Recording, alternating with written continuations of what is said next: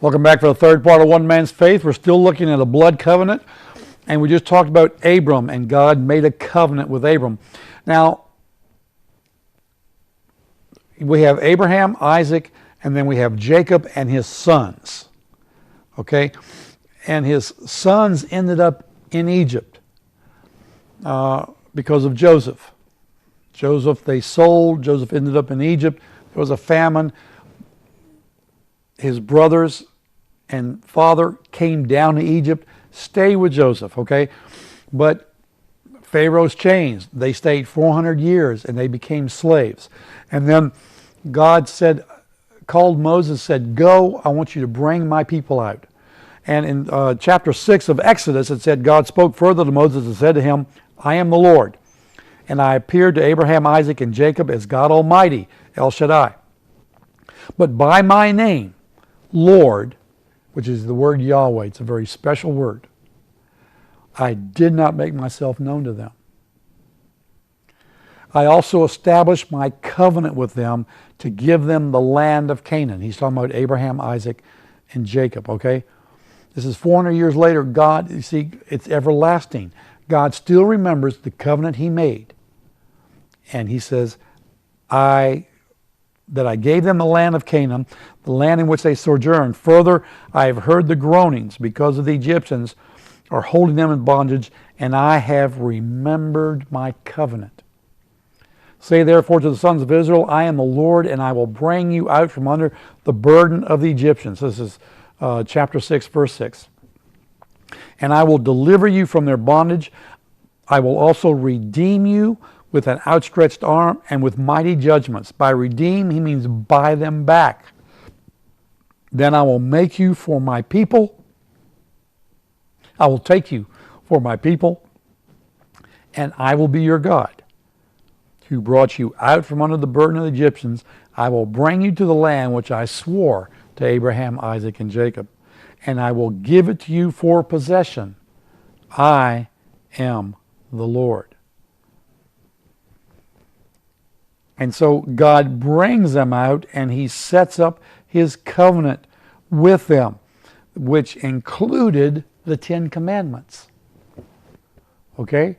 That was part of the covenant.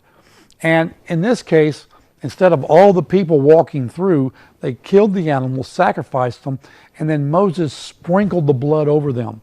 It says in chapter 24, verse 6, Moses took half the blood and put it in basins, and the other half of the blood he sprinkled on the altar. And then he took the book of the covenant and read it in the hearing of the people, which would have been, it says the book, it probably would have been Genesis and Exodus, because Leviticus and Numbers weren't there yet. But he spoke everything that God had spoken to them before. And he said, all that the Lord has spoken, and they said, all that the Lord has spoken we will do. And we will be obedient. So Moses took the blood and sprinkled it on the people and said, behold, the blood of the covenant. It was a blood covenant that he was making, which the Lord has made with you in accordance with all these words. And so that's the basic covenant. It's a service covenant where they service God, God services them. God says, I'll be your God, you be my people. Okay? That's the start of a marriage covenant. We have to learn to serve one another. If we don't learn to serve one another, then it becomes something else besides a covenant, a marriage covenant. All right? Now, the second covenant is called a salt covenant. All right? It's an interesting covenant. You see, salt is also forever. You can't get rid of it. There's no way. There's no way to break it down. You can put it in water, boil it, you'll get salt. You put it in water and dissolve it, you have salty water. You let the water dissolve, you have salt. You don't get rid of salt. You don't get rid of it. And there was a salt covenant. Now, it dealt with a meal, but in some cases, here's what they did. Each party had a pouch of salt. These are my pouches, okay? They took a bowl and they each poured their salt into that bowl, shook it up, and then poured the salt, I'm making a mess, back into their pouch. And this is what happens. It comes to this. You can to break a salt covenant, you have to separate the other person's salt crystals from yours. It ain't possible. Did you see that? That's a salt covenant. It's a friendship. You take your salt, he takes his salt, you pour them together, and then you take the stirred up salt and pour it back into your pouch in equal amounts. And that's a salt covenant. It deals with friendship. Okay? It normally has a meal associated with it. Matter of fact, when Messianic Jews take communion with the bread and the wine or grape juice or whatever, they used leavened bread, and they cut it open, and they take salt and they sprinkle over the bread. I got salt in my Bible to indicate the salt covenant. It's part of communion. Okay? Let's look at it in the Bible. Old Testament. Genesis 18. Now the Lord appeared to him, Abraham, by the oaks of Mamre, while he was sitting at the tent door in the heat of the day. And when he lifted up his eyes and looked, behold, 3 men were standing opposite him. And when he saw them, he ran from the tent door to meet them and bowed to the earth and said, My Lord, if I have now found favor in your sight, please do not pass your servant by.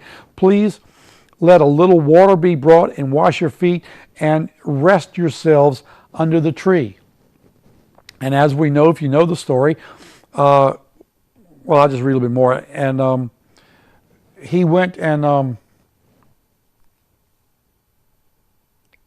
he says, I will bring a piece of bread that you may refresh yourselves, verse 5 of chapter 18. After that you may go on, since you have visited your servant. And they said, So do as you have said. So Abraham hurried to the tent, quickly prepared 3 measures of fine flour, kneaded, make bread cakes. Abraham also ran to the herd and took a tender choice calf and gave it to the servant, and he hurried to prepare it. Now listen, that takes a long time, even to make bread. You know, my wife makes bread. It takes 3 or 4 hours because you've got to let it rise, unless you make unleavened bread. And still, you've got to make it and then cook it. And so this was the start of a salt covenant, because God. The men rose up in verse 16 and looked down toward Sodom, and Abraham was walking with them to send them off. And the Lord said, Shall I hide from Abram what I'm about to do? Shall I hide from Abram what I'm about to do? And so he ended up talking to Abram and telling him what he was going to do. And this is where Abraham said, Well, if there are 50 righteous people there, will you destroy it? And God said, No. And Abraham said, Well, if there are 40, how about if there are 30? How about 10? Took him all the way down to 10. And God said, if there are 10 righteous in that city, I won't destroy it. God shared with him. Now, in 2 Chronicles, chapter 20, verse 7 says, Do you not, O our God, drive out the inhabitants of this land before your people Israel and give it to the descendants of Abraham, your friend, forever? See, they knew that through that, Abraham was God's friend. And in James 2, verse 23, it says, And the scriptures were fulfilled, which says, And Abraham believed God, and it was reckoned to him as righteousness, and he was called the friend of God. So there was a friendship that formed. Now that's based on top of the blood covenant. Okay? Once you learn to serve, then you become friends. And listen, this is really important, even in our marriages today. We need to learn to become friends before we become lovers. It's important. We need to learn to be able to serve one another. We need to learn to, men, do the dishes for your wife. Make the bed. Fold clothes. Do things for her. Love her. At the same time, become friends with her. You know, friendship will lead you to the bedroom quicker than anything else. The biggest sex organ that a woman has is her brain. It's true. You become friends, you talk, you share yourself, and she'll just fall in your arms. As long as she knows you're not doing it just to get something. But friendship is important, and it's more important to become friends than it is to become lovers. That will occur if you become friends. Okay? Now the third covenant involved is called the sandal covenant. Back in those times, if you gave somebody else your sandal, indicating the land that you walked on, then that land becomes his land also. Now, one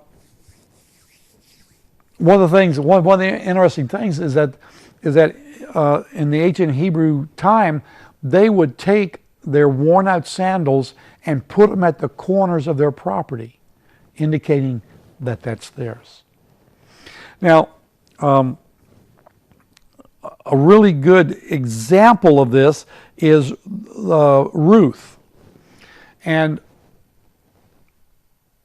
Ruth was a Moabite who came with Naomi back to Israel, and she said, "Your people are my people, and I'm going to become Jewish." In a sense, is what she was saying. And she found out that Boaz, who was kind of a wealthy merchant, was related to her. And so she went to Boaz and in a sense said, "Will you marry me?" Kind of the wrong way to go, but because she didn't have children, and it was still that thing of if you're married and your husband dies, then you marry the next brother if he's not married, and then he has children through her that are hers and her husband's. Okay? Yeah, I know it's a little weird, but that's the way they did it. Okay? So hold that thought for just a minute, because we got to take a break, and we'll be right back.